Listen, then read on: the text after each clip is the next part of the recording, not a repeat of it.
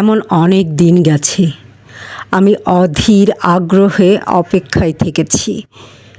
হেমন্তে পাতা ঝরার শব্দ শুনব বলে নিঃশব্দে অপেক্ষা করেছি বনভূমিতে, কোনো বন্ধুর জন্য কিংবা অন্য অনেকের জন্য। হয়তোবা ভবিষ্যতেও অপেক্ষা করব। এমন অনেক দিনই তো গেছে, কারো অপেক্ষায় বাড়ি বসে আছি। হয়তো কেউ বলেছিল অপেক্ষা করো, একসঙ্গে বেরোবো। এক শনিবার রাতে খুব ক্যাজুয়ালি কোনো বন্ধু ঘোরের মধ্যে গোঙানির মতো উচ্চারণ করেছিল, বাড়ি থেকো, ভোরবেলায় তোমাকে তুলে নেব। হয়তোবা ওর মনের মধ্যে ছিল চুনিয়া অথবা শ্রীপুর ফরেস্ট বাংলো। আমি অপেক্ষায় থেকেছি।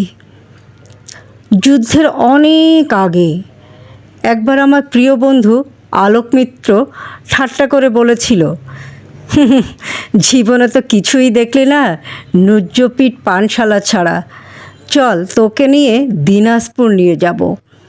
কান্তজির মন্দির ও রামসাগর দেখবি, বিরাট গোলাকার চাঁদ, মস্ত খোলা আকাশ দেখবি, পলা ও আধিয়াদের জীবন দেখবি।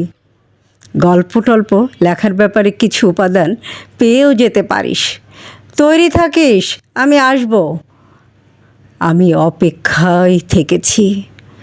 আমি বন্ধু, পরিচিতজন, এমনকি শত্রুর জন্য অপেক্ষায় থেকেছি।